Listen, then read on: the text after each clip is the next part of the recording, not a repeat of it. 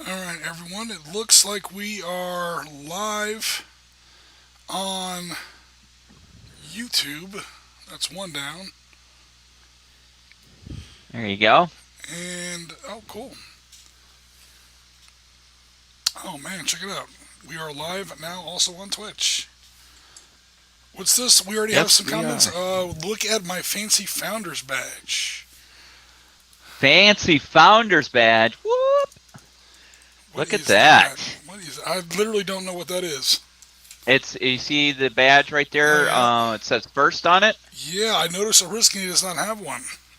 because you're not a subscriber to the channel. I'm not subscribing to the. Oh, I don't. I haven't actually subscribed to Twitch. I see what you're saying. Right. Yeah, you I have guess. to be an actual subscriber Prime. I think it's Twitch Prime, and you get a fancy badge. And then next to it, you see a little gift box. That's because that wonderful person donated a gift subscription to somebody. Awesome. Epic. Hello, Hmm. Rasmus. How you doing? Okay, folks. Looks like we are up and running here for another episode of SitRep Podcast. Yay! Yay! Okay, we got a Reese's ad going here for a second, and after that, I will play our own ad, and then we'll get started. Welcome, Novus Templar from the great state of Kansas.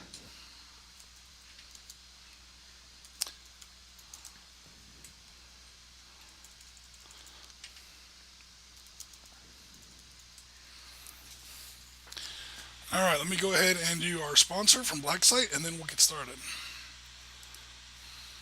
So it's going to be Blacksite ad. Are you looking to become a Tier 1 operator in the gaming world? Elevate your games with Blacksite Studio Terrain.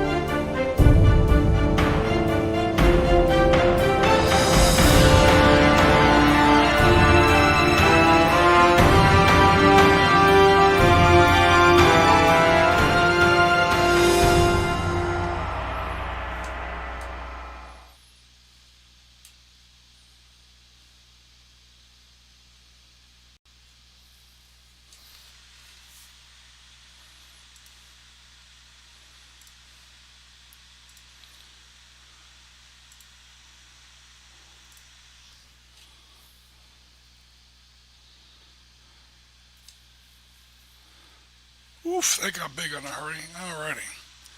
I tried to zoom the. Hopefully that didn't get too big. What does that look like?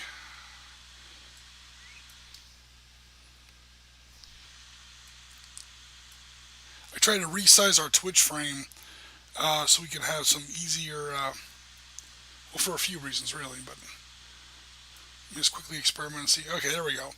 Okay, so Valor and Victory should now be centered on our screen. Oh, I overdid it a little bit. A little bit of a delay here, folks, so it's tough to really get this going here. Okay. Alrighty, so because Science Teacher asked, the real question tonight is going to be, is G going to be able to overcome horrible, although historically accurate losses to pull off a win? I don't think that's going to be a problem at all.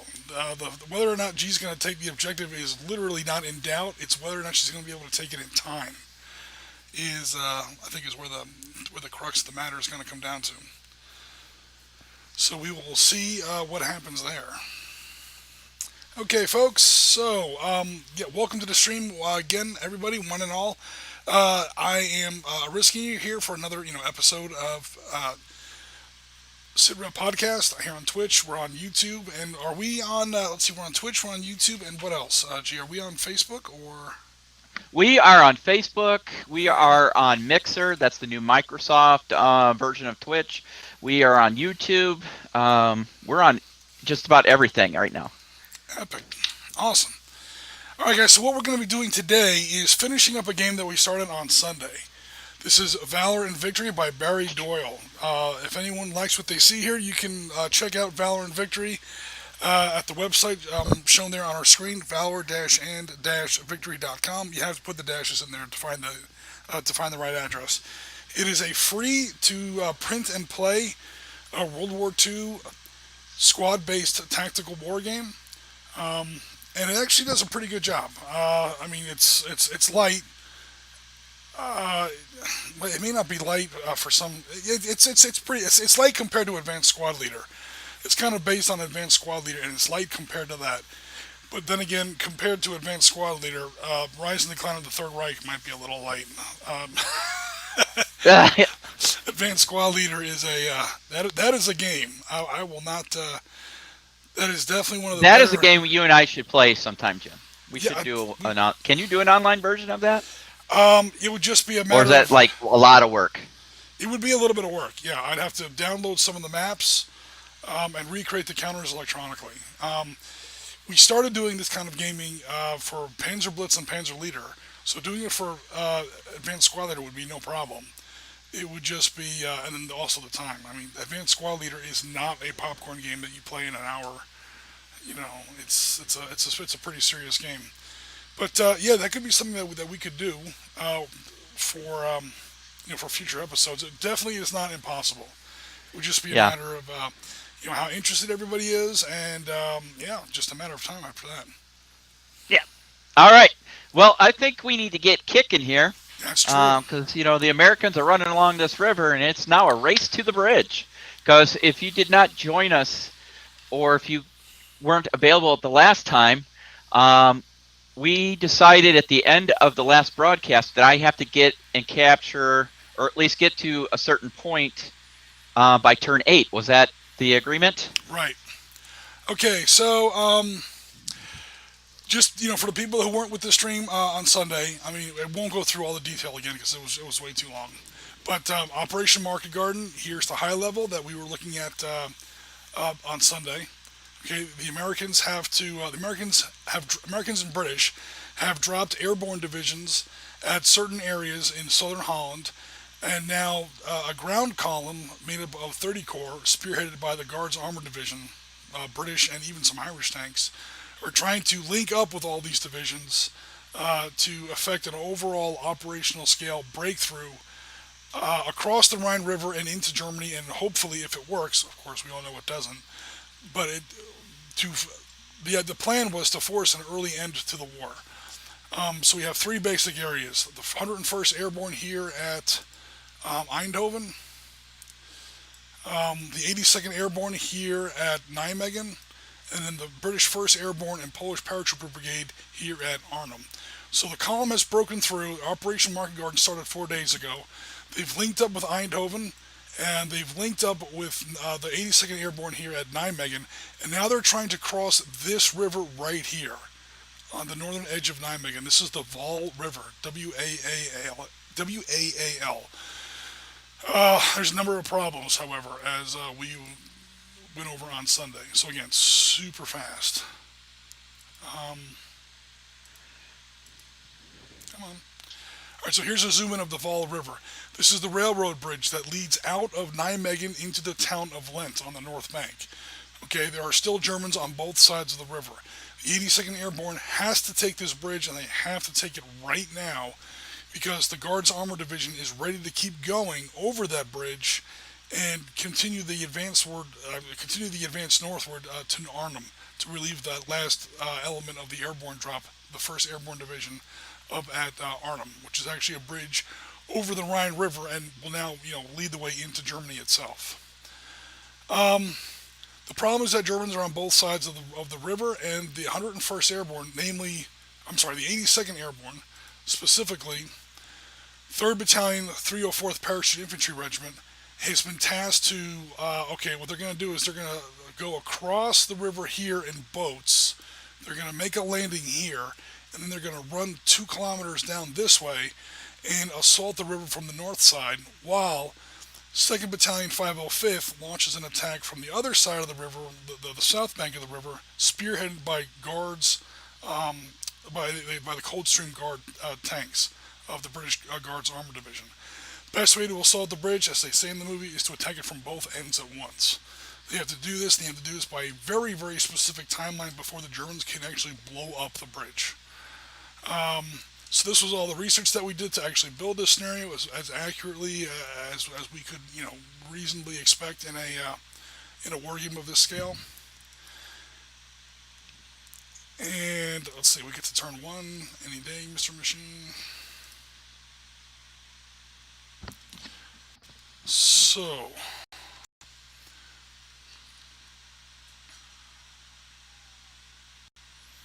this is a kind of a zoom out of what our map looked like at the start of the game on Sunday. So again, this is a super zoom in of the zoom in map that we were looking at a second ago. We had Gianna's 3rd Battalion of the 3rd Battalion 504th Parachute Infantry Division.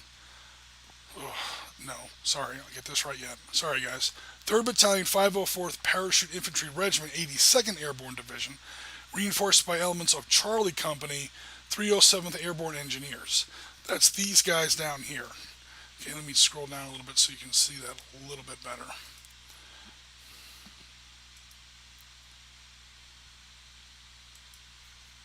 Wow, really? There we go. Okay, there we go. That's these guys here. Okay, they're going to make that assault that we were describing here across the river in these tiny little canvas and plywood collapsible, I call them boats. They were boats. They weren't really assault boats. These weren't like, D-Day landing craft or anything like that. They weren't even like made out of metal. They were literally collapsible boats that you wouldn't really trust to go fishing with your uncle, over the weekend. These guys had to cross a river that was almost, half a kilometer wide at this point, under incredible German fire. The original plan was to do it at night. Various delays in the boats being delivered to them meant that they couldn't do it until midday the next day in broad daylight. The Irish Guards historically tried to provide cover fire, that's these tanks down here, from the south bank. They tried to lay smoke screen over the water. That didn't really work, and these guys just got absolutely murdered going across the water. They did manage to make the landing historically, and they managed to make that pivot over here to the northeast and take this northern end of the bridge. This bridge is that's probably not showing your screen right now because I have this frame a little bit smaller than it was last time. This bridge that leads from Nijmegen over to Lent is the prize. This is what we're trying to get over. There we go. Okay. So I won't go through a complete battle report. Obviously, there'll be at least some kind, even if not written, if not video, some sort of battle report produced on this later. But Gianna made the crossing on turn 1 and turn 2. By turn 3, she had most of her troops ashore, minus some pretty hideous casualties. She was able to make this turn, and let's see here. At the beginning of turn 6, this is the situation. Let me zoom this map out so everyone, a little too much. So everybody can see everything at once. Get a nice little sit rep, if you pardon the pun, on where we are at the moment. So we're a little bit more than halfway through the game. In turns, in actual amount of time, we're well over halfway.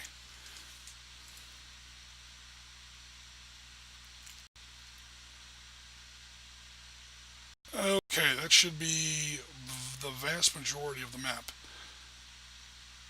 Okay, that's annoying. Give me 1 second here, guys. I'm in a weird spot in the map where I am either too closely zoomed in or not closely zoomed in enough.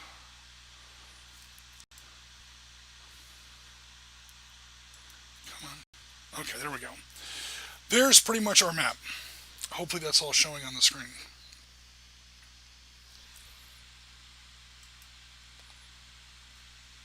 So she made her landing here. Okay, she went up here. She assaulted the German 88 that was in this position right here. Yeah, that 88 did quite a bit of damage. Not as much damage as it could have. It actually lost a couple, or missed a couple of key rolls, I'm sorry to say. But it did manage to land some pretty good hits. Finally, Gianna was able to drop some smoke screens in front of him and get up there with some valorous elements of her 3rd Battalion 504th and assault that position and pretty much shut it down. She took this objective here. That's one. We're going to go ahead and forego this objective hex up here. The more I look at the maps, I'd have to do a little bit more research. This may not even have been taken by 3rd Battalion 504th. This may have been taken by either Gulf Company, which is another part of 3rd Battalion 504th that we're not actually representing in this game, or the follow-on battalion, which was actually 1st Battalion 504th. That would be Abel, Baker, and Charlie companies that went over later on that same afternoon. So we're going to go ahead and, I mean, we're leaving the troops there. Those troops have actually caused quite a few casualties. Gianna's got some smoke screens in front of him at the moment, but we're not going to worry about that objective X. But she's taken this objective X, no problem. And now she's got to take 1, 2, 3 remaining objective hexes. Again, we're kind of ignoring this one. You may not be able to see those first 3. Oh no! Machine. Sometimes I try to do too many things at once. Okay.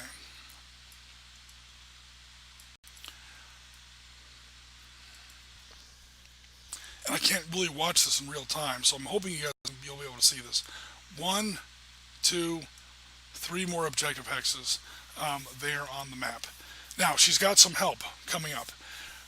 This line of hexes that begins here with, all the hexes are beginning with V, so this Victor phase line that we see right here, as soon as the first American paratrooper unit crosses that line, it activates Coldstream Guards, I'm sorry, not Coldstream Guards, Grenadier Guards, and the rest of the Irish Guards, which she's redeployed over here.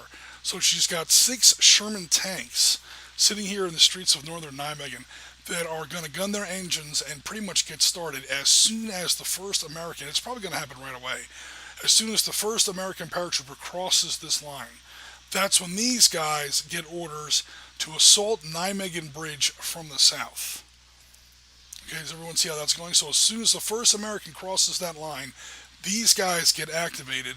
They're going to assault Nijmegen Bridge from the south, while Major Julian Cook, that is the major in charge of 3rd Battalion 504th, and at least one of his company commanders, I can't remember which one we have over there right now, one of his historical company commanders, I think it's Hotel Company, 3rd Battalion 504th, are going to go ahead and carry in the rest of the assault like that on in, and hopefully close the jaws and take those last 3 objective X's.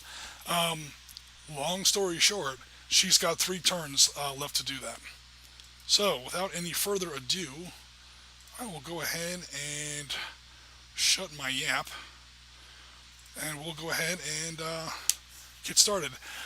Just asking, Gianna, do you have a dice tray that you want to show this time? I do. Okay, I cool. do. It's all set up. Let me, I just have to share the camera. Okay. Let me do that. Camera. Not that one. That one. And sharing. There you go. All right, let me see if I can get this going here. Okay, boom, there we go. Awesome. Sweet. Awesome. All right, cool. I probably won't have that showing all the time, but I would say just when I'm rolling for a big roll, right? Right. Let me see where mine pops up at the same time here. I may have to shut down a different... Oh, that's actually kind of perfect. Cool. That actually allows me to shut down one piece of software, and that may actually spare my computer a little bit of heat. Cool. So now we got our dice trays. Let me move that over a little bit. Right next to each other. Okay. There you awesome. go. All right, guys. Let's go ahead, and again, without further ado, let's get started. So, turn 6 begins. I've dummied down the resolution of this map, and I've removed the shadow effects that were underneath the counters. They looked really cool, but I think that was slowing down the zooms. Yeah, it looks really good, Jim. It was slowing down the zooms and the pans a little bit, the scrolling back and forth. So for the interest of game ease, or whatever, the ease of the broadcast, I'm hoping this will... this will make things a little bit easier. But if not, again, we're close to the end here, folks. We're going to see what happens. One way or another, I think Jan's going to be able to take this bridge without too much problem. Are you trying to jinx me? Webcam's always in front, not always in front. Okay, cool. Now, how do I bring that back when I want to bring it back? Webcams. Cool. Cool. So to bring it back, all I have to do is... that? Cool. All right, cool. All right. Every day I learn something a little new, guys. It's a work in progress. Okay, so yeah, to kick off turn 6, the first thing that's going to happen with turn 6, again, For those who might not be familiar, again, I think by this point most of you are. Valor and Victory has a turn sequence. Turn sequence is pretty simple for most games of this type. Command phase, that's when you call in artillery, resolve artillery, reorganize your squads, reassign your support weapons, things like that, rally units. Then comes a fire phase. Then comes a movement phase. Any units that fired are not going to move. You cannot move and fire at the same turn in this game. Then the enemy gets a chance to shoot. Yes, that's during the enemy's phase. That's either opportunity fire or defensive fire, and there are subtle differences in those two. And then comes the assault and move phase. No, the actual name of the phase is the advance and assault phase. Sometimes I call it the belly crawl phase. Pretty much, you run across the field in your movement phase, and then the advance and assault phase, you get to move everything one more hex. And that's you just pretty much, you run across the field, you dive on your stomach, and you elbow crawl to the nearest cover. You get one free hex of movement. If you're already adjacent to an enemy unit that you want to attack in your movement phase, you can now assault them in the advance and assault phase, hence the name. So to begin turn 6, the Americans, of course, are the attackers in this scenario, so they have been going first. The first thing that's going to happen in the advance and assault, in the command phase, is we are going to quote-unquote resolve some of their artillery. Now, we don't have any artillery. She had her artillery. She used it up a long time ago. But there are some things that are going to get resolved. Mm-hmm. These smoke screens that she dropped at the beginning of her last turn, that would be turn 5, are now partially dissipated. So hopefully you guys can see where these said +2. Smoke screens in Valor and Victory never completely block your line of sight, but they are a hindrance. They went from a +2 hindrance to a +1. Next turn they will dissipate to nothing unless she drops more smoke. So smoke screens, they do gradually fade away over, usually 2 turns, and they have varying effects during that time. So that's the first thing that happens. She has no units to rally, so unless she wants to divide or combine any squads, that's going to be the end of her command phase. Do you want me to zoom in on any of your guys, or are you happy with your squads the way they are? Command phase, yeah, I have nothing to rally at this point. All right. I have no artillery, so we'll move on to the next phase. All right, cool. So we go straight to fire phase. Fire phase. Yep.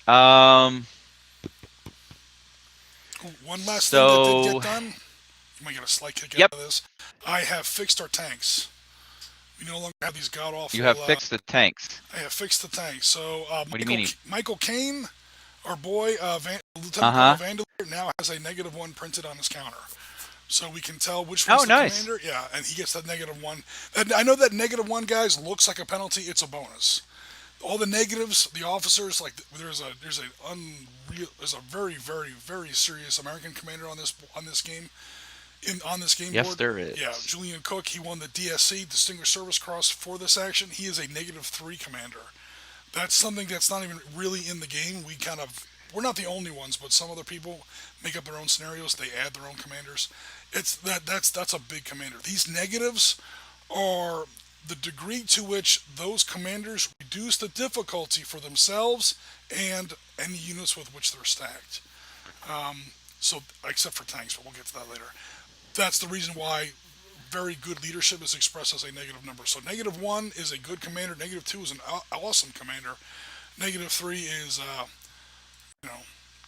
literally, DSC or Congressional Medal of Honor winners. Just insanely awesome. So, because you're probably going to fire your tanks, I just wanted to quickly point that out. There's also that's for your Irish Guards. That would be Vanderleer, played by Caine in the movie A Bridge Too Far. And then there's one down here for to command your Grenadier Guards. But enough of that. For the moment, only these Irish Guards tanks are activated because you haven't technically crossed that Victor phase line yet. And of course, any of your infantry can fire pretty much at will. Okay. So Lieutenant Colonel Vanderleer is going to lay some smoke. Okay. We'd like to go to, what is that, AB5? Okay, he is going to have a problem with that. I am sorry to say, and that is because if we zoom in on his position here, he is blocked by these buildings that he's been next to the whole game. I think you said Okay. you were going to move him, but then you decided to lay smoke in front of that German fort up there Yeah. last turn, so they didn't move. Yeah. But if you look down here, let's see if this zooms a little bit better than it was last time, marginally. Yeah. So if his line of sight is going to be this yellow. Yeah, dotted it's line. totally blocked. It That's goes- fine. All right, okay. then you know what? I will not fire him at this time. I'm going to move him. So we'll Okay. skip So, that. Skip that for now. Any other movement? I'm sorry. Any other fire you want to do? I don't know if there's that much. The battlefield. There really isn't. These guys that you can You know what? technically No. somewhat see, you're out of range at the moment. You've killed everybody over Can here. can my other Irish guards tanks down in 9 Megan lay smoke if directly north? Actually, yes, because even though they're on the inactivated part of the battlefield, they are a unit that is activated. There are going to be partially blocked. They have a little bit of a window, so they're parked here at this T junction. You're okay, guys. So you're never people in the chat. You're never blocked by buildings that you're in. You literally are poking your gun through the windows or whatever. You're fine. However, she is going to have a slight problem with Hex Alpha Echo 11 and Hex Alpha Echo Alpha Charlie 12. But she does have a slight window here. So, yeah, she's right there at that little T junction in the streets of Nijmegen. And if we use the dot in the center of the hex, which is the reason there's a dot in the center of the hex as your aiming point, you can fire further south than that. These yellow lines will describe your field of view. The second you don't, never mind the graphics, the second you nick a building hex, you're blinded. So between those two yellow arrows, you can see. Okay. If they want to lay So what I was thinking is I would like to lay smoke in Alpha 6. Okay, that's right there, folks. And that's going to be possible. All right, so it's one tank fires. He drops a smoke screen, fire smoke shell out of his gun, and that is going to lay a brand new +2 smoke screen right there on that hex. The other tank is going to lay another smoke screen somewhere else, or Yes. okay. We're gonna go with let's see, Alpha 7. Okay, so the tanks across the river. Oh man.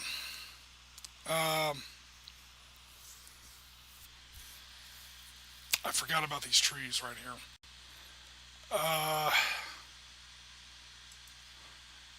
Dropping them in the trees isn't going to help at all. Can you drop it in like? That's all right. You can move them up. Yankee Zulu Yep, 7 just move them. and X-ray 6. Because he's blocked by these trees over here across the bank. I got so focused on these buildings I forgot about these trees on the north bank. Yep, that'll work. Okay, cool. Now we're legal. Yeah, and there is legitimately nothing to block those smoke screens. So smoke screens are dropped. You don't have to roll to hit with a smoke screen. You just declare you're doing it, and that's that unit's fire phase. Okay. Okay, so I think that might be it for fire phase. These guys way out here to the west have no immediate enemies. Charlie Company 307th. Nope. These people know there's Germans over here, but they're blocked by this building in India 4. He can see, although he may want to leave because he's getting that. This hex has been slowly getting the hell shot out of it for quite some time. Yep. So if he wants to leave, he better not fire. And these guys they did have plenty of targets, but they're just too far away. Now they're somewhat blinded by their own smoke screen. But that's fine. Okay. Movement and cover. All right, so that's all I'm going to do for fire. Yep. So movement. Yes. Where do you want to start with movement? You want to work our way from? All right, let's go with our lone ranger out there in the woods north of the retention pond. Okay. Yep. And let's just move him southwest. along the shoreline. All right, he backs down, and he's going to be safe from any more German fire from that hex. Uh, oh, actually, no, he won't. Oof. He will be marginally. He'll be a little bit safer than he was before, I think. Of course, he can move more than one hex. Right. That only costs him two. Yeah, technically those Germans can still see him, although they have to add three to their roll. Two for the woods that he's in, and one for this Juliet 6 hex that they have to barely scrape by. Yep. So right now they can technically still see him. Well, when I move him in one more hex, I mean, he's got what, 4 movement points? Yeah, that cost him two so far. 2. Actually, he is, quote, with an officer. He is an officer. He is an officer. So, yeah, he 6. can move 6, right. That's 2 so far. All right, so 2. Just move him the max you can around the 3, 4, shore. 5, 6. Okay, now the Yep. Germans cannot see him or reach him. He's good. Yep. The only possible opportunity fire would have been in India 7, where he's at the absolute limit of my range. 1, 2, 3, 4, 5, 6. Actually, even then, only my machine gun could reach him. My STGs could not reach him. And Yep. I'd have to add 3 to the result. It's not worth it. Yep. All right, cool. So I will hold fire, and we watch him run away. And, make that +4, because I'm having to shoot right past your vestigial smoke screen from turn 5. Yeah. So yeah. 1 for that hex, and then 2 for this hex. That would be a total of 4. With only 1 weapon. The hell with it. It's literally not worth it. All right, so my engineer company, I'm going to leave Yep. 1. Is there a half squad in there? If not, actually, no, right now there isn't. There's just 3 squads. Can I break a squad in half? Yeah, because I've been doing it all game. Technically, that's something that you're supposed to do during command phase. In command phase. But absolutely honestly, you can go back and check the footage. I've been doing it shamelessly all through the previous sessions, so I don't think the umpire's going to be too picky. no.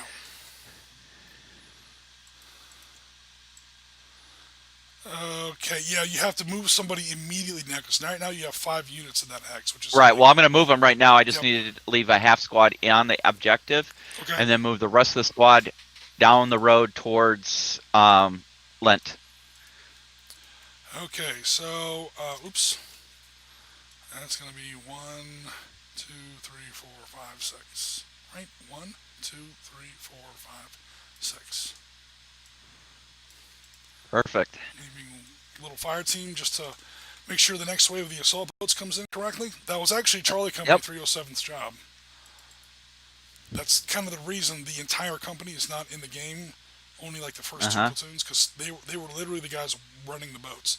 That's one thing the Yep. movie does not include for some reason. It wasn't. God bless the combat engineers. Oh yeah, trust me.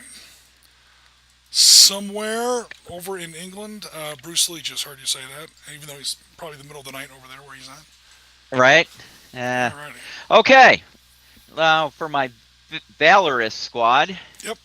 One of your 2 Valorous we are going to platoons. DD Mao directly south down the road as fast as we can haul them. Same deal. 1, 2, 3, 4, 5, 6. Germans can see that for a while, but they're literally just too far away. Okay. And then my other squad. Okay, Thompson. What do I have in that? What do I have in that weapon-wise? Do I have any weapons with that? You have a 30 caliber machine gun. Oops. And that's blocks line of sight to that fort? That building there? The building in India 4, yes. Yeah. Yep. Which is why they're not shooting at you. I mean, What if I move center them? hex of center hex, it barely nicks the corner. It's close, but yes, right Yeah. now it's blocked. What if I move them up to Foxtrot 4? Up to Foxtrot Into the woods 4. there, where the half track used to be? The half track is burning, right? So Yeah. no, then you're visible, and the Germans might take that shot as you're moving. Okay. Let me see here. 1, 2, 3, 4, 5, 6. 2, 3. I forgot how big I made this map. 1, 2, 3, 4, 5, 6. Okay. For guys who may not have been with us last week, or earlier this week, I should say, You will notice a subtle difference here in the German and American platoons, or squads, I should say. Germans have higher firepowers. This is a half squad. An American half squad only has a 2. An American full squad has 5. The German full squad has a 6. Germans have more automatic weapons, is the reason for that. MP40s, MP44s, or otherwise known as the STG-44, more automatic weapons, but those are smaller bullets. 9mm Parabellum and that new 7.92mm Kurtz round. That's pretty much the grandfather of assault rifles. The problem there for the Germans is that my range is a 5, whereas the American range is a 6. The Americans are all carrying either M1 Garands or M1 or M1 carbines. The only exception to that being the officers. So the officers have a very short range. The officers only have a range of 4, like we see here with Captain Capel. That's that middle number there. Again, he's firing pistol ammunition. He's firing rifle ammunition out of his M1, hence he has a 6. And the Germans are firing this weird mix of intermediate ammunition. Some pistol ammunition out of their MP40s, MP36s, and some short assault rifle ammunition you see in the STG-44. So that actually makes a bit of a difference in this exact case, because where Gianna's at right now is 1, 2, 3, 4, 5, 6 hexes away. Most of my weapons cannot reach her, but all of her weapons can reach me. The only weapon I have that can reach her is, again, that MG34. That fires regular rifle ammunition. That thing's a beast. That's Hitler's buzzsaw's granddaddy there. The MG34 and the MG42 are basically the same weapon, just different manufacturing techniques. They definitely fire the same ammunition. In game terms, they would have the same stats. So, you asked what would happen if you did that. I would probably take a burst out of my MG34 with opportunity fire. Let it roll. But It's not going to be terribly scary, because I have to shoot through. I have to shoot into woods hexes, and these guys have to pretty much stand there and say, what? While the MG34 crew, does everything it can. I do get a +1 officer in there. Yeah. So. Let it roll. I moved these to look at her. Have a quick overview here. Yeah, it's definitely scrolling easier than it was before. Okay. Yeah, it does seem to be. Okay, so the officer can't help, but the officer gets to apply his -1. Basically, the officer has a little pair of binoculars, and he's helping direct the crew. So, here we go. I am on I only have 3 points for my single my MG34. I have to add 2 to the die roll for the woods that the Americans occupy. I get to subtract 1 from the die roll for my officers. So I'm on this first row here. APFP, anti-personnel firepower, 1 through a 4. I have to roll 2d6. Net, I have to add 1 to the die roll. So it's not a terribly good shot. Let's see what I get. I get a 5, which becomes a 6. That is exactly 1 casualty point. All right. Let's pin them. Okay, pin the officer or the squad? Squad. Okay, the squad is pinned, and that does include the machine gun in there. Okay. Now, if you don't rally... Yeah. And I'm in trouble. They're pretty much alone, and because none of my other guys could fire, pretty much what fired was this machine gun and at least one of these half squads to operate the machine gun. There is a half squad and an officer that could 1, 2, 3, 4, 5 that could assault. The good news is your elite. That's the E in the upper left-hand corner of your, in the upper right-hand corner of your counters there. All your units are E for elite, so your rally number is better, and you have an officer in there to help. He gets to reduce that target number by another additional 1. Game-wise, you have an 8 or less on 2d6 to rally. But if that unit fails, you might have some visitors. I'm in trouble. You might have some visitors from my friends in the 10th SS. Okay, other movement. Oh, wait, other movement. Can you zoom in on my main group there of the troopers? Battle group, if you would, please. Battle group Cook. Battle group Cook. So speaking of Battle Group Cook, he's got a 30 cal in his group, does he not? Yep. All right. Can we move him into W8? That is no problem at all. You're now in range. Actually, they're on the road, right? They're on the road. One, They, 2, 3, they're 4, starting 5. off on the road. Yeah, their first movement point is free as long as they spend their Actually, entire I would movement like. on the road. Okay, I would like to move them to Alpha Alpha 8 into those trees there. It's the first hex with trees on the shoreline. 1, 2, 3, 4, 5. Believe it or not, they can't make it yet. 1, 2, 3, 4, 5. And because you're leaving the road, you don't get the road bonus rate, and it costs 2 points to enter the road. So you'd have to stop there for now, and then during your advance and assault phase, you could totally get in there. But the Germans will get a crack at you in the meantime. I'll get, you'll get defensive fire, and they're wide open. So, no, I don't want to do that. So let's go back here a little bit and put them into X-ray 8. Okay. Yep. Go ahead.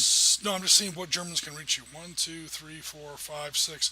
That MG-34 can reach you, but not the main crew, just the gun itself. I think that's about it. This artillery crew, and there's a half trek in there. 1, 2, 3. Yeah, they can shoot right down that road and hit you. Just so you know. Okay. It's not much, but you are in the open. Yeah. Okay. Well, you know what then? Let me rethink this a little bit. Okay. Just move them up to X-ray 7. Just put them right between the building and the smoke there. Okay, cool. Now, yes, I can see you. I have to add 2 to my roll for the smoke screen. So right. Yeah, you have at least something. I'm good with that. Okay. Yep.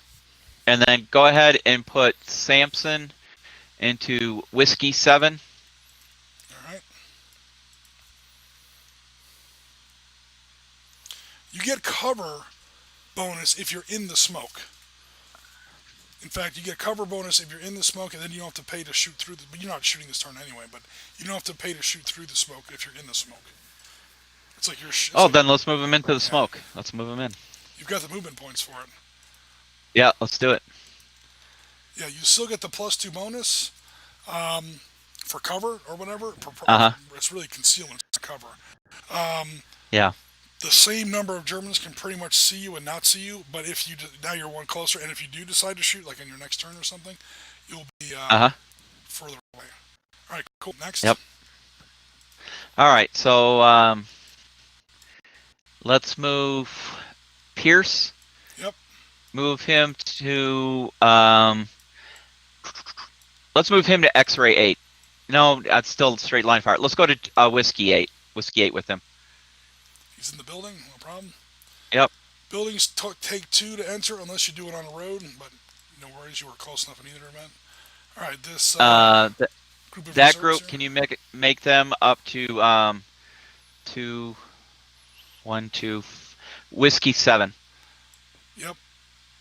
They only have 4, but they only needed 3 to get there. Yep.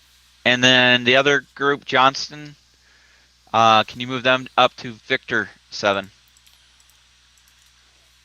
Victor 7? That's the crossroads. Okay. There you go. Awesome. Yes, Rasmus, there are many valorous decorations in this game. This game has been it's been raining medals on this battlefield. Hold on, let me reset the map a little bit. Yeah, so Major Cook has some. His squad that's with him has some. Captain, I think it's Burris, has won a couple up there in the north. I even had one as a German player, but Gianna has killed them. But he went down swinging. He made sure he did. He took plenty of Americans with him. That was my little Sergeant Steiner moment for the day. Yeah, you get that. You get a chance to roll to see if your guys are valorous. That's these medals that Rasmus is talking about. That get attached to the unit if you roll Snake Eyes with those units.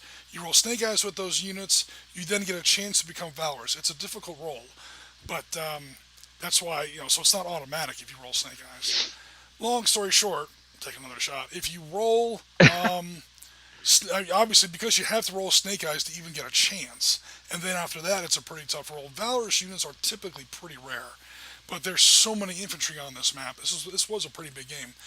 And we've just been rolling like madmen, both of us really. That yeah, there's been a lot of there's been a lot of Valorous units, a lot more than I've seen in a while, especially in one game. Okay. Can you zoom out just a little bit for me, Yep. please?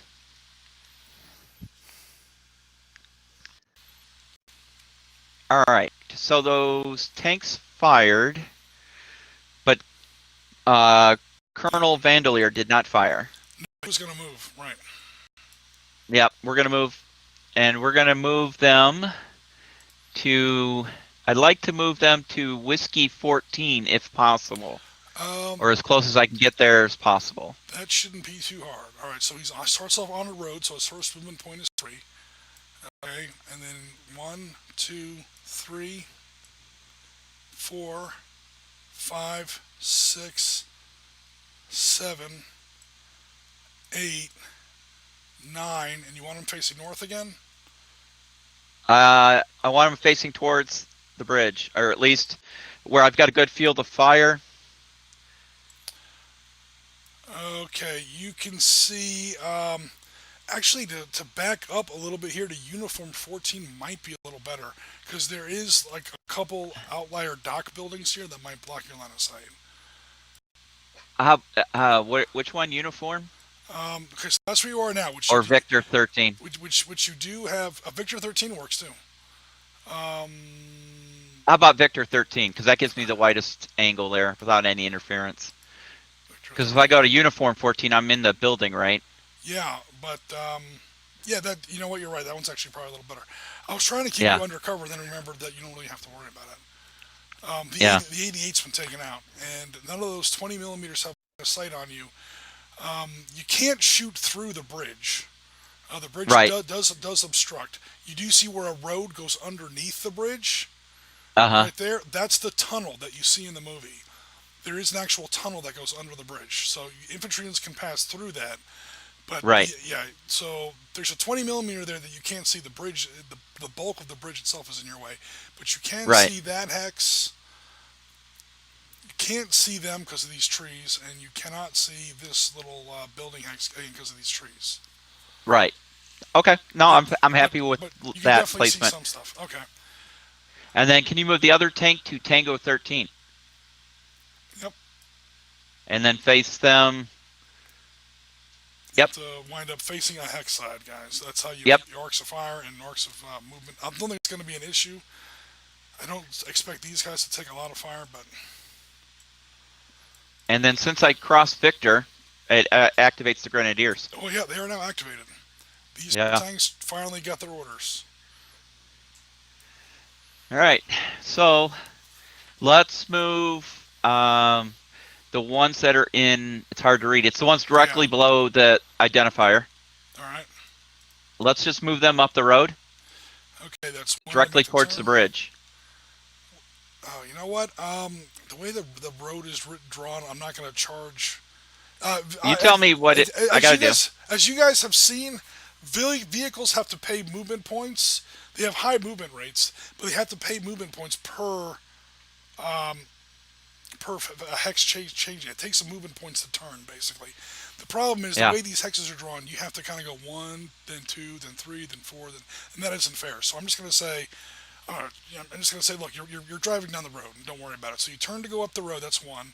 Actually, you start off on a road, so that one's free. And then it's 1, 2, 3. Okay, do you want to... Now I turn north. Okay, Yep. that's 4. Now we're kind of legal again. 5, 6. You tell me when to stop. 7. You still Hold can't... there. Okay. Yeah, no one can see each other. There's still a full building hexes between you all.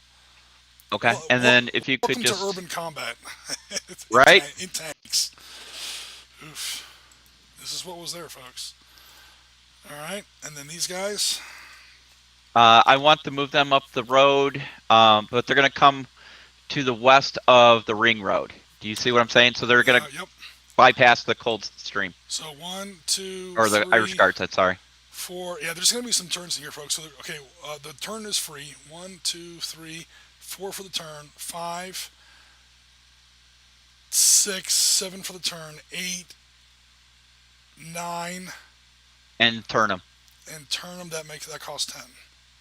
They have to end up turning Because facing otherwise, the they opposite. have no field. Do they have? They don't have field of fire. They don't see the bridge from that angle, correct? No, because these If buildings here are in the way.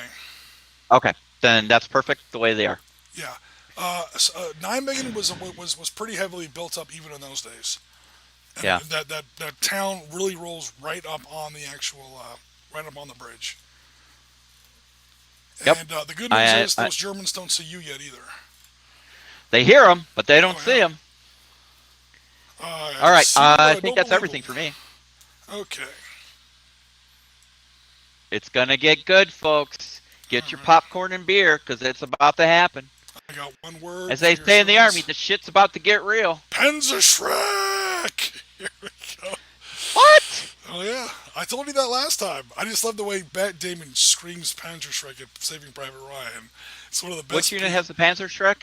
That would be this guy there, that gun crew there. Oh, okay. I'm not worried about it. All right, We're gonna take that's him out before he gets a chance to even look at it. okay. Now, what do we got? What do we got? What do we got? Gotta remember, it's America. This is the 82nd, my home unit, Yep, Guard of Honor. that is true. The problem is we're not talking about 82nd tanks. We're talking about Grenadier Guards, which are pretty Yes, but badass guys. But they're not 82nd. I'm sorry. no, they're not 82nd. But you know what? I would take British armor over American armor quite a bit. Grenadier Guards, I would In take the World over. War II. I In would World take War I II. would take Grenadier Guards armor over most American tank units. The only one possibly Second Division Hell on Wheels. Yeah. And the reason being is there were two American tank divisions, second and third, that were about as experienced as some of these guys, Irish Guards, Grenadier Guards, so on and so forth. And they had like what they called the heaviest or the heavier American armor. They had the Sherman Jumbo, the Sherman Easy 8s, things like that, things that could compete with the Firefly. Um, but other than that, yeah, I would probably agree with your assessment. Most Cool. most American armor would not be as good as these particular. I wouldn't put number one. It's easy to be as good as the Americans when you're driving American tanks. I'm already making Right. enemies in Great Britain today by trash talking about Grenadier Guards, so I'm going to get my money's worth. It's easy to be as good as the Americans when you're driving our tanks. Number one. Number two. Yeah, most British tankers have been in the war longer than American tankers, and these guys really are the best, at least as far as the armored divisions go. Yeah. 7th Armored, the Desert Rats were really awesome as well, but I mean the guards. I mean they call them the guards for a reason. So, Yep.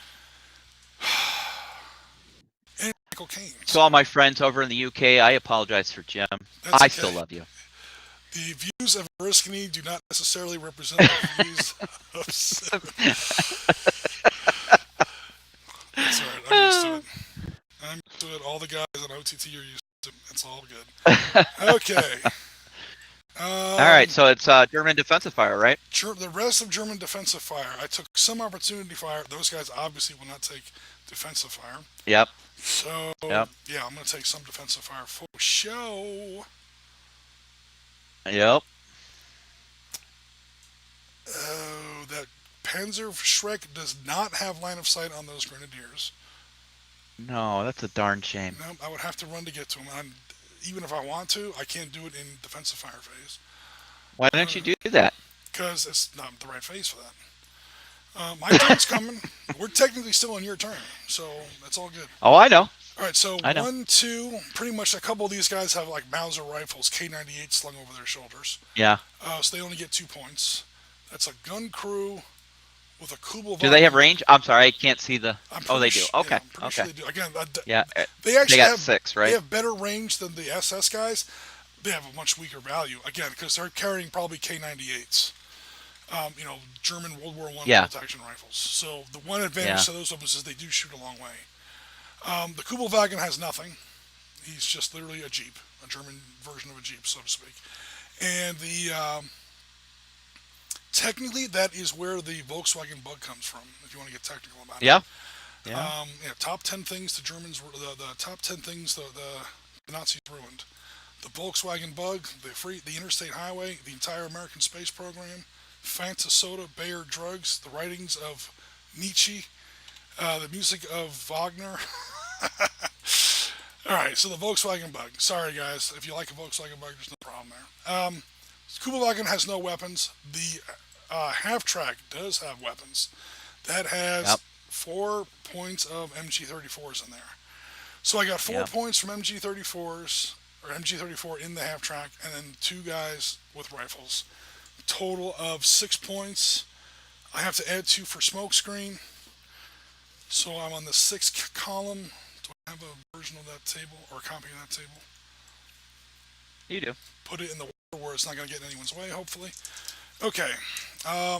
So now I'm on this 5 to 10 row because I have 6 points. Yep. And I get to have, Yep. I have to add 2 to my roll. So bring up Mr. Webcam. Hey.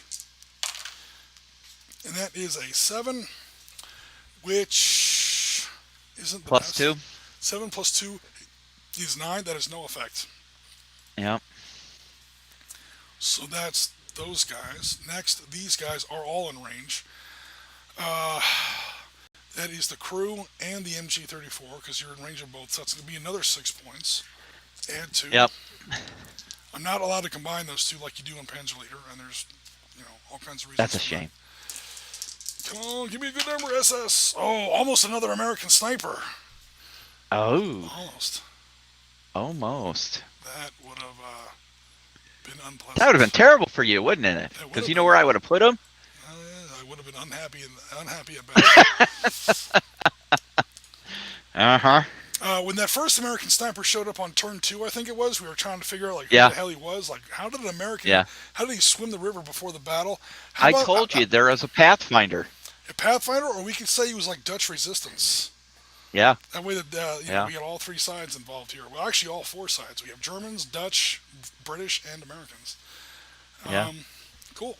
But anyway, I don't have a Dutch resistance counter made up, so that's going to be it for his defensive fire. His defensive fire, he can't see. He's blocked by these trees here. Yeah. These guys have already shot at what they could hit. And range-wise, that's it for my defensive fire. We go to your advance and assault phase. Okay. Well, at this point in time, there really isn't much for advance and assault. Okay. So anything. Well, my tanks Okay. can advance, right? I'm talking about my Irish Guards in 9 Megan. We actually answered this question, and then I forgot what the answer was. I don't think so. Or is it just infantry only? I think it's just infantry. Okay. I don't have my rule book open, so while you're looking at that, we'll just take a quick. Oh yeah. Oh yes. Isn't that in fact 2 words? Yeah. Rasmus beat me to it. Yeah. No. Germans love shoving words together and making one gigantic word out of like half sentences. So.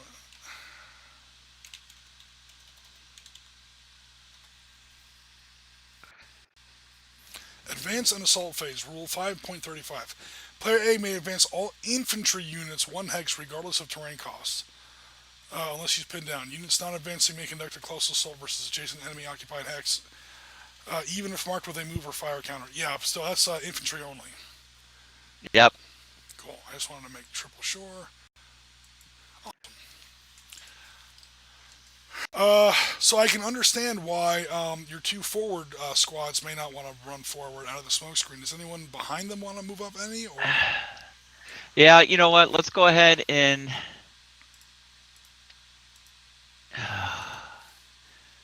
Yeah, let's move them up to X-ray 7. or no, with Yankee 8 or X-ray 8, whatever they can move to. They're going to move 1, so it's going to be X-ray 8.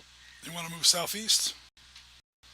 No, let's put them up on 7. 7's good. Yeah, I was going to say. It's 1/2 dozen the other at this point in time. Well, so 7 has cover, 8 doesn't. Yeah, and then 8 is not move the other unit. Yep. I'm just thinking about what I'm going to be doing the next turn, but that's fine. Okay. You move them into the building, Hex, if you would, please. Absolutely. Oops. And that'll do it, because that's the only... Oh, no, my other infantry. Let's get them moving. I totally forgot about them. So just start there with, yep, and just move them towards the other group, if you would, please. Oh, stop Yeah, it. if you just move those all. Yeah, we're just going to keep hustling them down the road. Yep. Keep going, damn you. Keep everyone on the road so they begin. Oh, man. So they begin on the road. On your next turn, they get their free movement point. Okay, Yep. last but not this guy, I think you want to leave in the objective hex. I'm going to leave that one in the objective hex. That other group up there, I have to rally, so. Yeah, okay, so that's the after action phase. So if we're done Yep. with advance and assault, which I think we are, we now go to after action Yep. phase, last phase of your turn, where you would try to Yep. rally those guys. Rallying is a 6 Yes. or less for people in the chat. Okay, 2d6. You have to roll 6 or less. It's not an easy roll, but these guys are elite, so that goes up to a 7, and they have an officer in there with them that's a -1 officer. He gets to reduce that difficulty by 1. So what you're really looking for now is an 8 or less. 2d6. Yep. Let me get the webcam going. 2d6, 8 or less. Ooh, he barely. How about an 8? That actually was pretty important. Yeah. I needed that to happen. Because if that hadn't happened, these guys would be like, "Whoa!" coming down here, and they would. That would be nasty. Yeah. Apparently, I turned off my webcam for some reason. Oh, way to go. Oh no! We'll see if that comes back on by its. Oh, there we go. We're back. There it goes. I see it coming up. Cool. Okay. So, I think that's going to include American turn 6. We'll Yep. head straight into German turn 6. Command phase. I don't have no artillery, so never mind about that. Do I want to divide anything, combine anything? I don't have enough left, so no. We'll go straight to German defensive fire, or German fire phase. Uh-huh.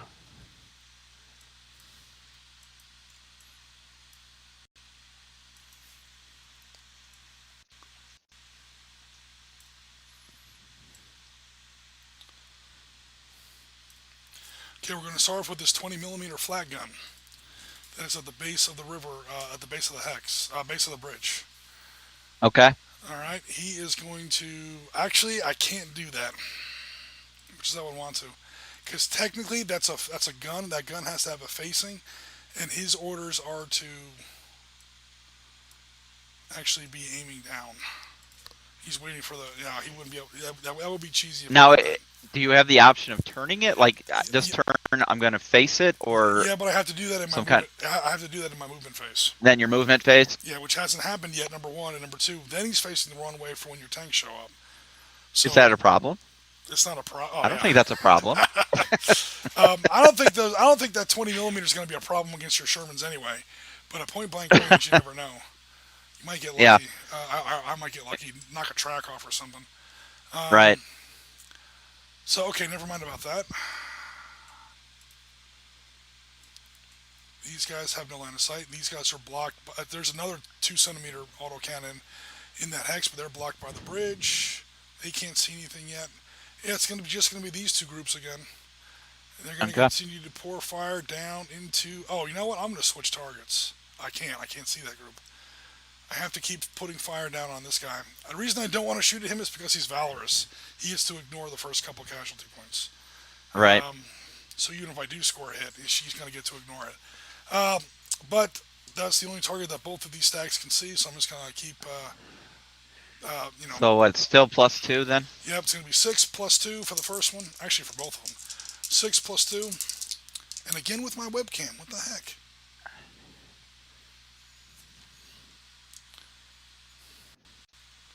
Alright, I'll wait for the webcam to resurrect itself. There we go. Alright, 6. I have to add 2 to that result. That's a 7 on 6. 1 casualty point. Second group. No, you said I had 2, Jim. Yeah. Oh, okay. So 6 + 2 is 8. You're right. No effect. Second group rolled Snake Eyes. Woo! Snake Eyes becomes a 2, becomes a 4. Which group was that? I'm sorry, I lost track. That's okay. So you're doing this group rolled a 6, which became an 8. I said 7 by mistake, but you were right. This group rolled a 6, which became an 8. This group rolled a 2, that became a 4. Okay. And because they rolled 2, they might become valorous, although the odds are against them. Because there's only 4 guys in that hex and they don't have an officer. But there's a chance. So Meanwhile, what's it? 4 casualty points? The adjusted roll was a 4, which on the 5 to 10 column, yes, coincidentally is also 4 casualty points. You get to ignore the first 2 because you have 2 valorous units in that hex. Yep. So you're down to 2 casualty points. All right. And is that a full squad? That is a full squad and an officer. Major Cook himself. Can we pin him? Yep. That whole stack is now pinned because the 30 caliber pins with the crew, or with the squad, and that is 2 casualty points assessed. Actually, nobody got killed, but it did stop them. Yep. All right. Now, that's all right. Do the Germans have anyone close enough to assault them? That would be a hell of an opportunity, Fireface. It would be a hell of an opportunity. You have to shoot through your own smoke screens, but you would have no problem shooting anybody to bits that ran across that. You'd blow their asses in the kitty litter if they try to run across that. I sure would hope so. But they're not going to do that. Aw. I'm just going to charge, what is that, close to 100 paratroopers just standing together. Come on, have a go if you think you're... All right. Now, the good news, well, not really, but potentially good news for my Germans. Put this thing back where it's supposed Again, to. explain for those who may not be up, how do you determine valor? Valor is you have to roll under the casualty points of the unit, which sounds absurd. It is absurd. Again, valorous units are, this game notwithstanding, very, very rare. I know this game we've had a ton of them, but so I have to roll the casualty points of under the casualty rating of the unit that just rolled Snake Eyes. Okay, well, first of all, I get the benefit of the Snake Eye roll itself, and I've done that. I've pinned down Cook and his squad, taken a 30 caliber machine gun out of the battle for now, so I've already got good news. But because I got Snake Eyes, I have potentially very good news. And if this little SS fire team here, again, that's a half squad, that's only about 4 guys, if he can roll under his casualty rating, that's the 3 here, he gets... I have my little tool handy? I have my little tool handy. So, come on. This 3 right here, that's his casualty rating. If he rolls under that on 2d6, I know that sounds crazy, he becomes valorous, and he gets doubled in assaults, he gets +1 to his attack rolls, he gets to ignore the first casualty point assessed against him, he becomes a little monster. The reason it's based on your casualty rating is, okay, if you have 10 guys in a squad, or 15 guys in a group, or 3 guys in a group, or however many guys you have in a group, that's basically your casualty rating to a certain extent. And that group just did something miraculous. What are the odds that somebody in that group just absolutely turned into the next Steiner, Vasily Zaitsev, Audie Murphy, Julian Cook, who knows, just turned into the next, bona fide badass. The more guys that are in the group, the better chance there is. There's not many guys in this group. That's why my roll is pretty poor. So I have to roll 3 or less on 2d6. However, I am elite, so that goes up to a 4. If I had more guys in there, if that was a full squad, I would have a much better roll. And if I had an officer in there to motivate the guys, it would be a much better roll. But, hey, whatever. It's not great. I have to roll 4 or less on 2d6. And I roll a 5. I came damn close. He didn't get the Iron Cross. He got the German Cross in gold or something. So, but in terms, no, he's not valorous. Although he's still awesome in my book. Hey, he just pinned down Captain Cook, man, or Major Cook. Yeah. Okay, and these guys whiffed. These guys don't want to turn the gun around. These guys can't see anything yet. No more direct fire. Yeah. These guys are going to go ahead and fire again with what they can. That is these 2 I get over again. 6, I have to add 2 to the die roll for your woods. Subtract 1 from my officer roll. So hopefully I can pin him down again. Yep, net +1. And I have only 3 points because I'm out of range of the squad. Only the gun itself can fire. So So it's only going to be on the bottom row 1 through 4.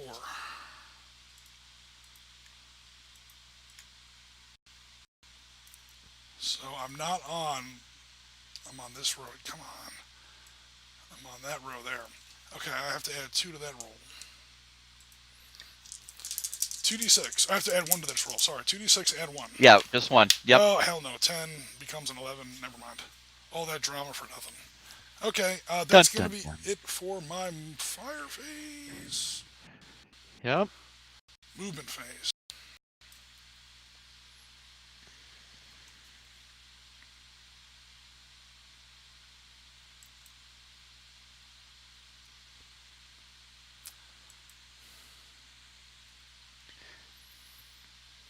I feel like the Jeopardy music should be playing at this point.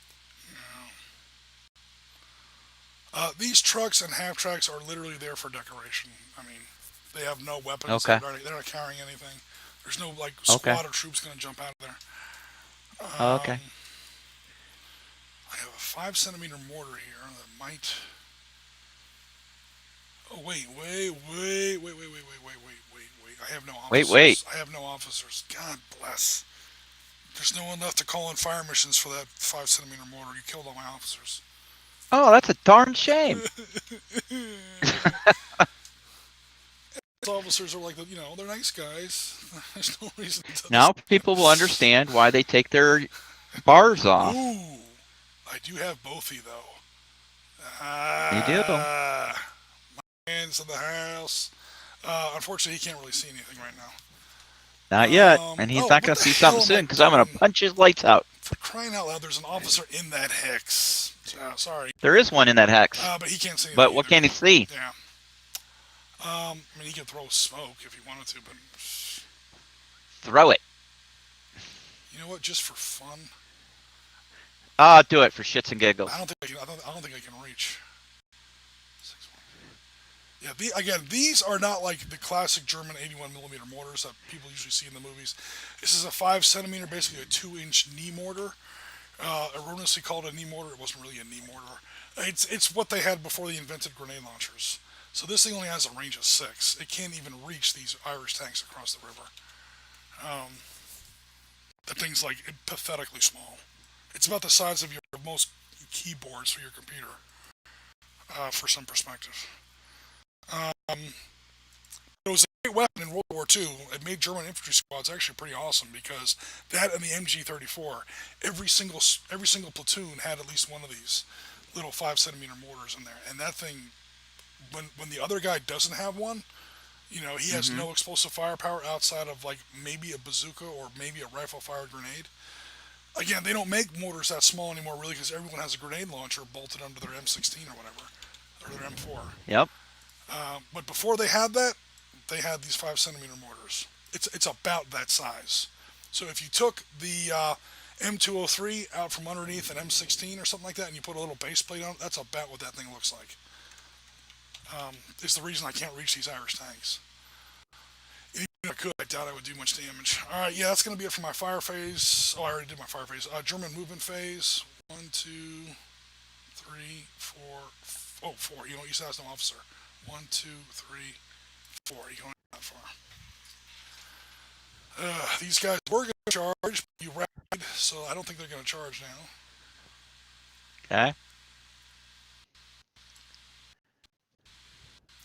I was going to try and get sneaky and get around your flank with those Panzerschrecks, but I think I'm just going to wait for you to make that push toward the bridge.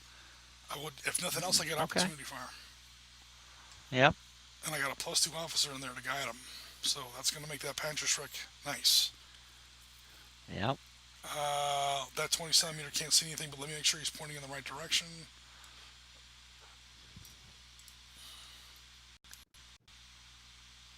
And that's going to be it for, sad as it sounds, that's going to be it for German movement phase, German advance and assault phase. Okay. So it's defensive fire? Oh, no, sorry. Before I do my advance and assault, yes, it's defensive fire. Sorry, Yeah. go ahead. That's all right. It's all right. Well, Lieutenant, what's his name in the smoke here, All right. is going to take a shot It's our man at your Samson. SS dudes. My almost valorous guys. You're almost valorous, guys. He has got easy range with everything except that bazooka. Damn it. That bazooka will not reach. Nope, that's all right. But you've got 6 points. Nope. Okay. Now Samson, this is a good example. Samson can provide his -1 bonus. Right, but he can't use firepower. He can't actually fire because he's too far away with his little either Thompson Right. or carbine. So it's just Yeah. going to be the squad, 5 5. points, but that Yep. still leaves you on the same row. Yeah, same table. Yeah. But you're in the woods, right? Or are you in an alcove? No, I'm in the woods. Okay. So I got to add +2, Plus two, -1. -1. Yep. So +1. Yep. All right. Let's see what we can do. It's time for a little damage.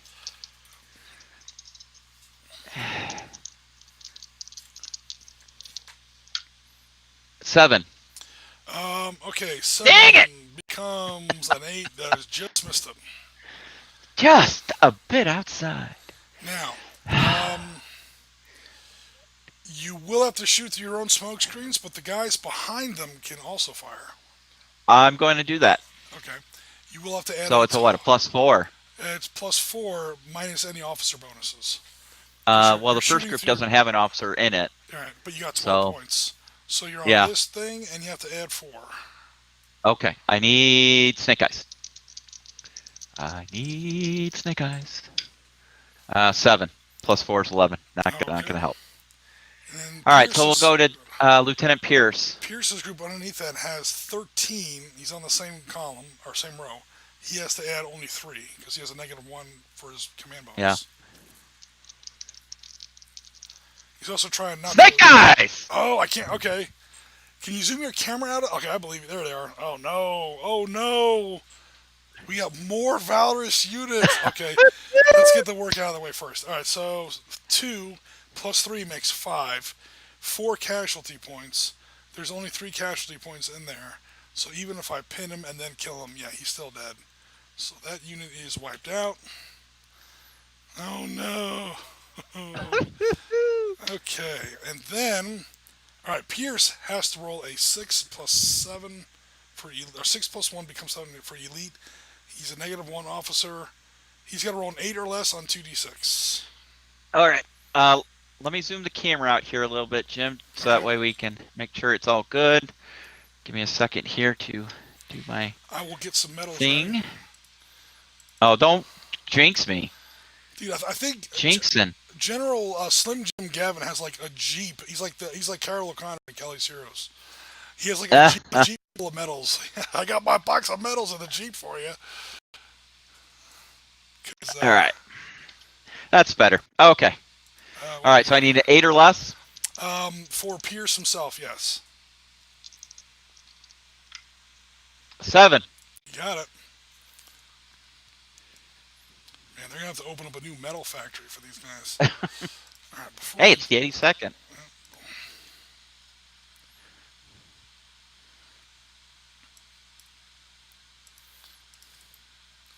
group. Okay. Now, the really bad news for the Germans is that the guys with Pierce, that was a big group of guys that did that. That was a full squad of 8, a full squad of 8, a squad of 4. There's like 16 guys that just made that. Actually, more than that. 20 guys that just made that roll. So there's going to be some more medals coming down, I have no doubt. Let's get the bad news out of the way first. That is this half squad. He only has 3. But again, he gets 1 for Elite and he gets 1 for Pierce being in the group. So he has to roll like 5 or less. 5 or less. Okay. Nope. 11. Okay, cool. Nope, he was looking the other way when that happened. If he did anything valorous, nobody saw it. Next, these 2 full squads have 6 + 2. They have to roll an 8 or less each. Okay. 12. Oh, nope. Hey, it's better to roll 12 now than when you're firing. German snipers start showing up. And an 11. All right. That's a little more typical of what we normally see. Yeah, valorous units. Yeah. It's been very atypical, but in this game, there's been tons of them, but usually they're pretty rare. But the good news is you've nevertheless taken out that German MG pit over there in Alpha Charlie 5. Yep. Okay. Defensive fire. You do have some defensive fire up here. You have to add 3 to your roll because you're shooting into hardened buildings, of which you're about to run into a lot more of over there to the east. But, okay, for people who may not have been with us yesterday, buildings that have the concrete graphics underneath them, over here in Nijmegen, there's tons of it. So scroll down a little bit. These buildings here are the usual Oriskany +2s. I know it's usually a +3, but I usually use a +2 for buildings. I figure the buildings are damaged or something. They don't have roofs, artillery fire, and bombing. Now, when you get into the buildings that are on top of like this little concrete, those are buildings that are in like cities. Those are buildings that have basements, bell towers, concrete, intact concrete roofs and whatever. Those are the full +3 as designated in the Valor and Victory Core rule set. So, looking over at this little fort, these guys are in fact in intact buildings. So you'll be shooting at a +3. Yep. However, you do have an officer in there, and all of your weapons can reach me.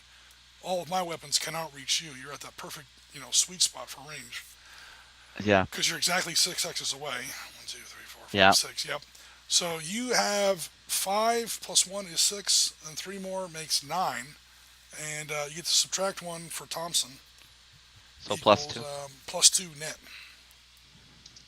Let me get a copy of the chart over here. Yep. Oh man, this is sliding a lot easier than last time, guys. All right, cool.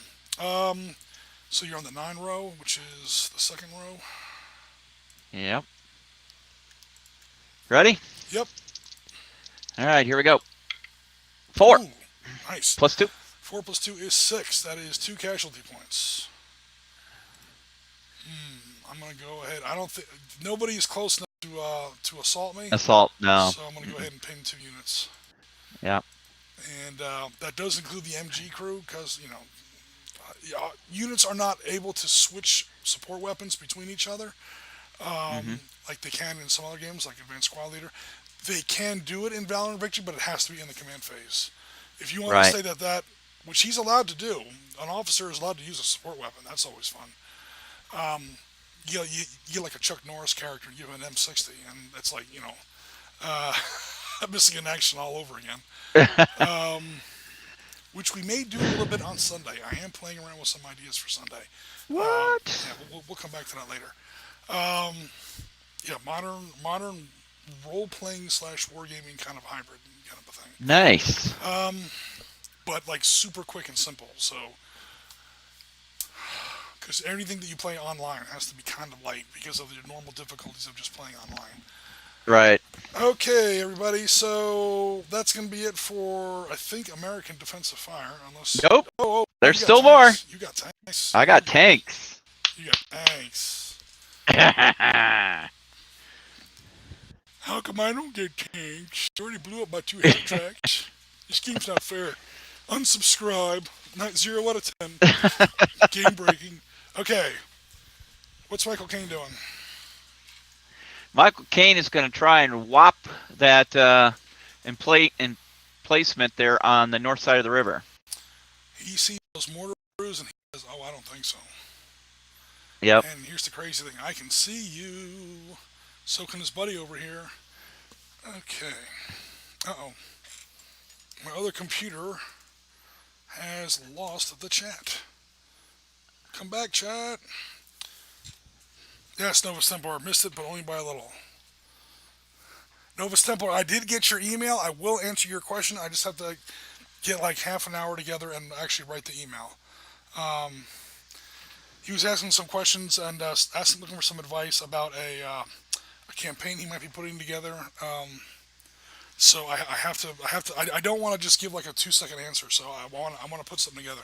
I haven't forgotten about it. I will get to that shortly. It might be tomorrow. It will be tomorrow, certainly.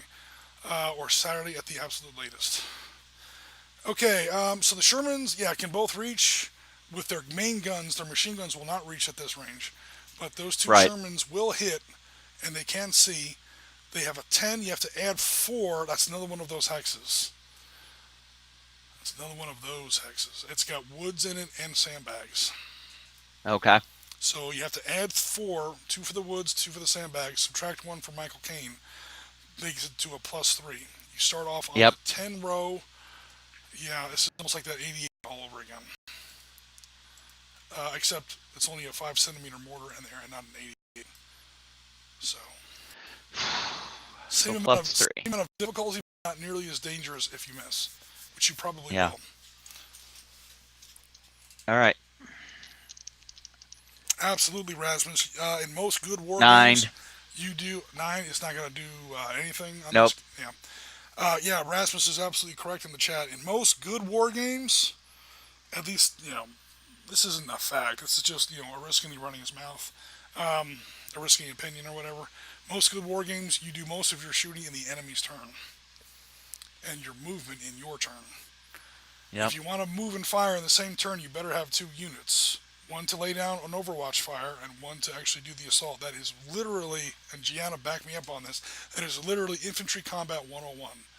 It is. Assault and movement, or I'm sorry, fire and maneuver. One group, but so many games today allow you to do both. Allow the same unit to move and fire, and there goes 95% of infantry tactics right out the window. If you can fire and move in the same turn. Yep. So, stepping off my soapbox, we will continue with your... my other Sherman. Yep. He is on the same row, but has to add 4 to roll. He literally has to roll 3 or less. Come on, Snake Eyes. 7. Okay. That's all right. All right, I think that's it for defensive fire. Yeah, because these guys are all... Unless these guys want to lay some... no, they can't really... Can they lay smoke, though? Not over any place useful, really. Can they do it into... stupid box out of the way. Alpha Delta 6? Alpha Delta 6, no, they will not, because they're going to be blocked by that warehouse directly north of them. How about there? Now, Zulu 7, they're blocked by because of the trees. 8, yeah. I'm just checking everything. Now, that's going to turn into a knife fight. It's going to be a very short, very savage. I might take out 1 Sherman in a very up-close battle. Historically, that fight on the southern end of the bridge was very, very brief. It did not last long. I don't like both these chances, especially since you moved 2 of the Irish Guard tanks over there to help. There's only supposed to, air quotes, supposed to be 4 tanks there. Now you've got 6. I really don't like his chances now. But, I'm kind of hoping that he takes out at least 1 Sherman as he goes.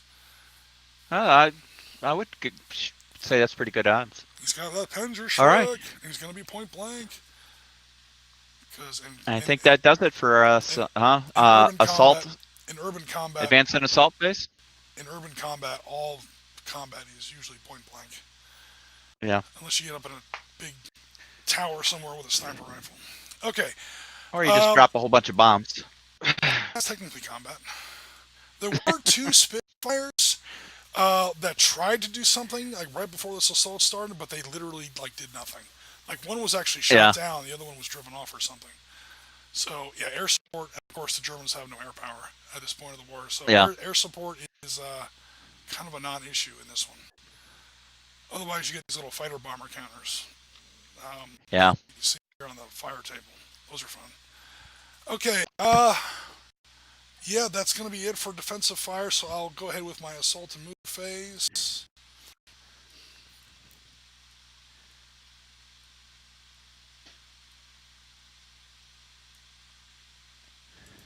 Just in the weird off chance that that gun survives your upcoming tank assault, I'm going to go ahead and pivot one.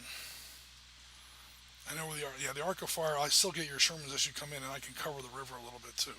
I don't expect him to survive. I don't expect him to be there on German turn 7, but just in case he is. Okay. Well, he might, because you can't move and fire in the same You never turn. know. Yeah, you never know. Move and fire in the same turn. All right. But can tanks assault? Tanks can overrun. They can't overrun anybody in buildings. Okay. And it has to be in clear terrain to overrun. Okay. Yeah, tanks hate cities. Oh yeah, This game it's not their friend. does a pretty good job at them. Those guys have Yeah. incredible firepower, but they have a lot of disadvantages stacked against them. These Oh yeah, plucky little rebels are going to put up a little bit of a fight before they go down. that's all right. Okay, that will round us out for turn 6. Yep. Germans will now try to rally. 2 SS units to the far northwest. There's an officer in there and they're elite, so it's a 7, 8. First squad, or first fire team. A 10, he fails. Second fire team. A 9, he also fails. Oh, SS, you're supposed to be hard, man. They both failed. Ooh. Oh, no. How far away am I? Oh, you're within this charge range. Yeah. And right now, there's only one officer yelling at his men. Get the open! What are you doing? Damn you! Woo. Like, We might have a slugfest ready. David Hasselhoff yelling at his guys in that movie, Dodgeball. Sie sind alle Schweine! They're all crying. All right. Okay. They're not pinned anymore. Advancing assault. I already pivoted that gun, which you're allowed to do when advancing this. That's it. I'm done. Turn 7. I shudder before I say that. Second to last turn of the game. Not that you're on the clock or anything. Nope. Never happened in real life, right? No. They weren't against the clock. The Germans Poor Brits. The Germans weren't like slamming that plunger on that detonation charge right now. They're going to find... Right now there's a German engineer running back and forth on that bridge trying to find the break in that wire. He finds it at the end of turn 8. And that bridge goes geluft. I'll enjoy blowing it up if there are British tanks on the bridge at the time. That's going to be epic. Alright. Turn 7 begins with American command phase. Command phase. Which several things happen. Rally. We automatically rally. These smoke screens are now gone. Yep. -1. That's okay. The +2 reduces to +1. Yep. There are 2 more +1s over here. Yep. I'm just going to drop these guys in the water for now, in case I need them. That's fine. Yeah. There's not like a geyser in the middle of that lake suddenly spewing steam. Like Yellowstone or anything. All right. Yep. And then all pinned units automatically rally at the beginning of your command phase. Yep. So Cook is back. Come on, guys. Oh, yeah. We didn't roll that way for nothing. And unless you wanted to split or combine any fire teams to squads or vice versa. Nope. Not at this point, no.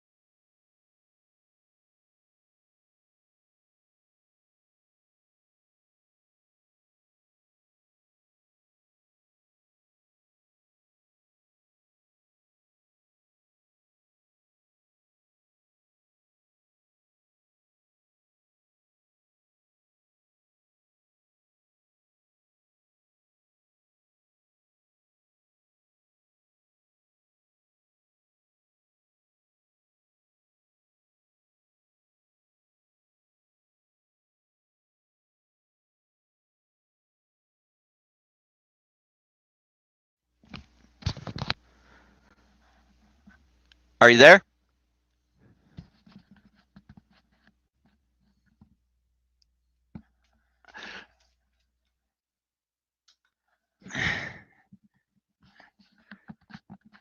Jim, are you there? Jim?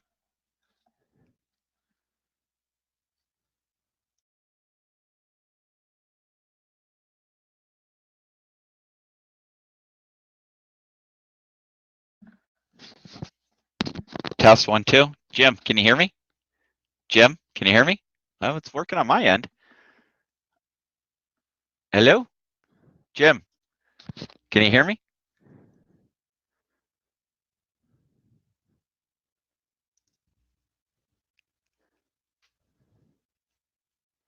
Okay, I can't hear you.